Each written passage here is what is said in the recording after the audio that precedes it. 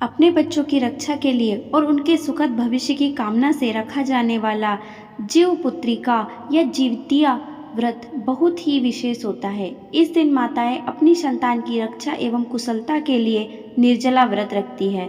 यह व्रत बहुत ही कठिन होता है और इस व्रत के नियमों का पालन पूरे 3 दिन तक किया जाता है। जीमूतवाहन के नाम पर ही जीवपुत्रिका का नाम पड़ा है। तो आइए बताते हैं जीमूतवाहन भगवान कौन है और उनकी कथा क्या है। आज की इस वीडियो में आप जितिया व्रत की 5 पौराणिक कथाएं एक साथ सुनेंगे, इसलिए यह कथा अगर आपको अच्छी लगे तो प्लीज़ वीडियो को लाइक और चैनल को सब्सक्राइब जरूर कीजिएगा। पहली पौराणिक कथा के अनुसार गंधर्वों के राजकुमार का नाम जीमूतवाहन था। वे बड़े उदार और परोपकारी थे। जीमूतवाहन के पिता ने वृद्धावस्था में वानप्रस्थ आश्रम में जाते समय इन्हें राज सिंहासन पर बिठाया, लेकिन इनका मन राजपाट में नहीं लगता था। वह राज्य का सारा भार अपने भाइयों पर छोड़कर खुद भी वन में पिता की सेवा के लिए चले गए। वहीं पर उनका विवाह मयलवती राजकन्या से हो गया। एक दिन वे जब वन में घूमते घूमते जीमूतवाहन भगवान काफी आगे चले गए, तब उन्हें एक वृद्धा रोते हुए दिखी।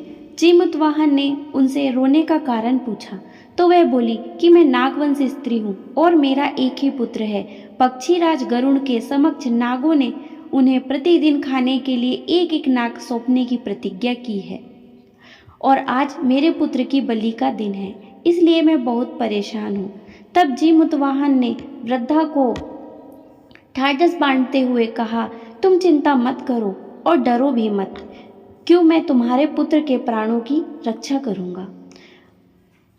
आज उनके बदले मैं खुद अपने आप को उसके लाल कपड़े में ढक कर विशाल पर लेट जाऊंगा। ऐसा कहकर जीमूतवाहन ने पुत्र के हाथ से लाल कपड़ा ले लिया और खुद को लपेटकर बलि देने के लिए चुनी हुई वधशिला पर लेट गए। नियत समय पर गरुड़ बड़ी तेजी से आए और वह लाल कपड़े में ढके हुए जीमूतवाहन को पंजे में दबोचकर पहाड़ की ऊंची चोटी में लाकर बैठ गए। अपने चंगुल में गिरफ्तार प्राणी की आंख में आंसू और मुंह से चीख पुकार निकलती हुई न देखकर गरुड़ जी बड़े आश्चर्य में पड़ गए। उन्हें जीमूतवाहन से उनका परिचय पूछा। जीमूतवाहन ने सारा वृत्तांत सुना दिया। तब गरुड़ जी ने जीमूतवाहन के बहादुरी और प्राण रक्षा में खुद को बलिदान देने की हिम्मत से खूब प्रभावित हुए और प्रसन्न होकर गरुड़ जी ने उन्हें जीवन दान दे दिया तथा नागों की बलि न लेने का भी आशीर्वाद दिया। इस प्रकार जीमूतवाहन के अधम साहस और नाग जाति की रक्षा हुई और तब से जीमूतवाहन को भगवान के रूप में भी पूजा जाने लगा और तभी से पुत्र की रक्षा के लिए जीमूतवाहन की पूजा की प्रथा शुरू हो गई। आश्विन कृष्ण अष्टमी के दिन प्रदोष काल में पुत्रवती महिलाएं जीमूतवाहन भगवान की पूजा करती है।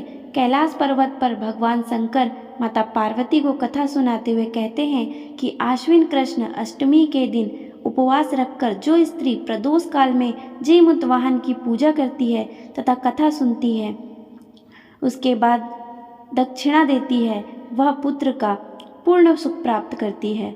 व्रत का पारण दूसरे दिन अष्टमी तिथि की समाप्ति के बाद यानी नौमी तिथि को की जाती है। यह व्रत नाम रूपी फल देने वाली है। प्रेम से बोलो जीमूतवाहन की जय। और अब हम शुरू करते हैं जीमूतवाहन की दूसरी कथा। नर्मदा नदी के पास एक कंचनवटी नाम का नगर था। वहाँ के राजा का नाम मलयकेतु था। उसी नर्मदा नदी के पश्चिम ओर बालहटा नाम की मरुभूमि थी। उसमें एक विशाल पेड़ पर एक चील रहती थी और उसी पेड़ के नीचे एक सियारिन भी रहा करती थी। चील और सियारिन दोनों बड़ी पक्की सहेलियां थीं। कुछ महिलाओं को जितिया व्रत करते देखकर चील और सियारिन ने भी यह व्रत करने का संकल्प ले लिया और दोनों ने ही जीमूतवाहन की पूजा की व्रत करने का प्रण ले लिया। जिस दोनों को व्रत रखना था, ठीक उसी दिन शहर के एक बड़े व्यापारी की मृत्यु हो गई और उनका दाह संस्कार उसी मरुस्थल पर हुआ जहाँ पर वे चील और सियारनी रहती थी। मुर्दे को देखकर सियारनी को भूख लगने लगी और वह खुद को रोक नहीं पाई, जिसके कारण उसके जितिया का व्रत टूट गया। लेकिन उधर चील ने खुद पर संयम रखा और पूरी श्रद्धा और नियम से अपना व्रत पूरा किया और अगले दिन व्रत का पारण भी किया। और उसके बाद अगले जन्म में दोनों सहेलियों ने पुत्री के रूप में एक ब्राह्मण परिवार में जन्म लिया। उनके पिता का नाम भास्कर था। चील बड़ी बहन और सियारनी छोटी बहन बनी। बड़ी बहन का नाम शीलावती रखा गया और उसका विवाह बुद्धसेन के साथ हो गया। और छोटी बहन का नाम कपूरावती रखा गया और उसका विवाह उसी शहर के राजा मलय केतु से हो गया। और इस प्रकार कपूरावती कंचनवटी की रानी बन गई। अब भगवान जीमुतवाहन के आशीर्वाद से बड़ी बहन शीलावती को 7 पुत्र हुए, लेकिन इधर कपूरावती के बच्चे जन्म लेते ही मर जाते थे। कुछ सालों बाद शीलावती के 7 पुत्र बड़े हो गए और राजा के दरबार में कामकाज करने लगे।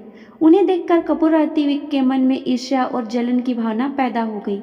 इस ईर्ष्या की भावना में एक कपूरावती ने राजा से कहकर शीलावती के 7 बेटों के सिर कटवा दिए और उन 7 सिरों को 7 बर्तन में ढकवा दिए और उन्हें शीलावती के पास भिजवा दिए। ये सब देखकर जीमुतवाहन भगवान ने मिट्टी की सहायता से 7 भाइयों के सिर बनाए और सिर को धड़ से जोड़कर उन पर अमृत छिड़क दिया और उन्हें जीवित कर दिया।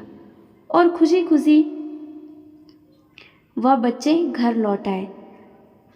रानी ने जो कटे हुए सर भिजवाए थे वह सब फूल बन गए। कपूरावती इधर मृत्यु का समाचार पाने के लिए बड़ी बेचैन थी, लेकिन जब उसे इस बात का पता चला कि उसकी बहन के सारे बच्चे तो जीवित हैं, तब वह अपनी बड़ी बहन के घर गई और वहाँ सबको जीवित देखकर आश्चर्य में पड़ गई और बेहोश हो गई। जब कपूरावती को होश आया तो उसने अपनी बड़ी बहन से सारी सच्चाई बता दी और अपनी गलती का प्रायश्चित भी किया।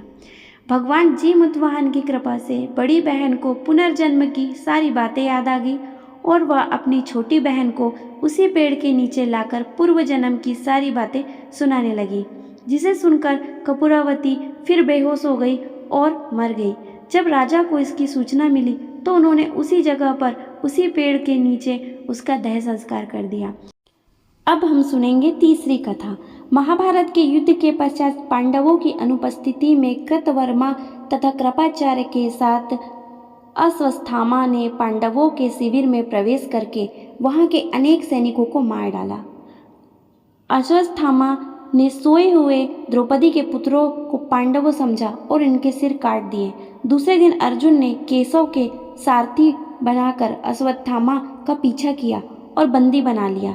धर्मराज युधिष्ठिर के आदेश तथा कृष्ण के परामर्श से उसके सिर की मणि लेकर तथा केस मुंडकर गुरुपुत्र अश्वत्थामा को बंधन मुक्त कर दिया गया। तब अश्वत्थामा ने इस अपमान का बदला लेने के भाव से अमोघ अस्त्र का प्रयोग पांडवों की वंशधर उत्तरा के गर्भ पर किया। पांडव उस अस्त्र का प्रतिकार न कर सके। उन्होंने केशव की शरण ली। भगवान ने सूक्ष्म रूप से उत्तरा के उदर में प्रवेश करके गर्भ की रक्षा की, किंतु जब पुत्र पैदा हुआ तो वह मृत पाया था। भगवान ने उसे प्राण दिया। वही पुत्र पांडव वंश का भावी कर्णधार परीक्षित हुआ। परीक्षित को इस प्रकार जीवन दान देने के कारण ही इस व्रत का नाम जीवत पुत्रिका पड़ा है। व्रती स्त्रियों द्वारा उर्दों का निकलना श्री कृष्ण का सूक्ष्म रूप में उदर प्रवेश माना जाता है। अब सुनते हैं चौथी पौराणिक कथा। एक बार 2 बहनें थीं जिनका नाम चुलिया और सियरिया था। चुलिया बहुत मेहनती थी और गरीब थी और वह मजदूरी करके अपना और अपने बच्चे का पेट पालती थी। लेकिन सियरिया गलत आचरण वाली थी, जो हमेशा मौज करती ऐश करती थी और चुलिया से जलती भी थी। हर वक्त सियरिया यह सोचा करती थी कि चुलिया इतना खुश कैसे रहती है। चुलिया की हंसी खुशी सियरिया से सहन नहीं हो पाती थी, जिसके कारण सियरिया चुलिया की संतानों को कई बार परेशान कर चुकी थी और कई बार उनके बच्चों को खत्म करने की कोशिश भी कर चुकी थी। लेकिन चुलिया की तपस्या और व्रत के कारण उसके बच्चे हमेशा सुरक्षित बच जाया करते थे। एक दिन सियरिया चुलिया के बच्चों को लेकर जंगल में लकड़ी चुनने के लिए ले गई और वहाँ जंगल में लकड़ी चुनते चुनते जब बच्चे थक गए तो वह थोड़ी देर के लिए सो गए। बच्चों को सोता देख सियरिया ने सभी बच्चों के सिर काट दिया और टोकरी में रखकर वापस घर आ गई और चुलिया को वह टोकरी भेंट में दे दी और कहने लगी कि दीदी, मैं जंगल से आपके लिए नारियल लाई हूँ, बच्चों को खिला देना। चुलिया ने टोकरी को देखा नहीं और किनारे में रख दिया और अपने बच्चों का इंतजार करने लगी। जब शाम से रात हो गई और उसके बच्चे नहीं आए तब वह बहुत परेशान हो गई और करुणा स्वर्ग में जोर जोर से रोने लगी। करुणा भरी पुकार को सुनकर, रोने चिल्लाने की आवाज़ को सुनकर पार्वती और महादेव जी से रहा नहीं गया। तब देवी पार्वती ने कहा, प्रभु, कोई दुखियारी बहुत रो रही है, उसके रोने में बहुत दर्द छुपा हुआ है, यह मुझसे सहन नहीं हो पा रहा। प्रभु, हमें चलकर देखना चाहिए कि कौन रो रहा है और क्यों रो रहा है। तब महादेव जी कहने लगे कि देवी, यह मृत लोक है और यहाँ पर यह साधारण सी बात है, लेकिन पार्वती जी के हट के कारण महादेव जी को पार्वती के कारण झुकना पड़ा और चुलिया के पास जाकर उसके रोने का कारण पूछने लगे। महादेव जी के पूछने पर चुलिया ने विस्तार से बता दिया कि शंकर जी ने जब ध्यान लगाया तो उन्होंने चुलिया के बच्चों को जंगल में मृत पाया और यह देखकर पार्वती जी बहुत दुखी हुई। तब उन्होंने अनुरोध किया कि भगवान शंकर उन बच्चों को पुनः जीवित कर दे। बच्चों को तो शंकर भगवान ने उनके बच्चों को जीवित कर दिया।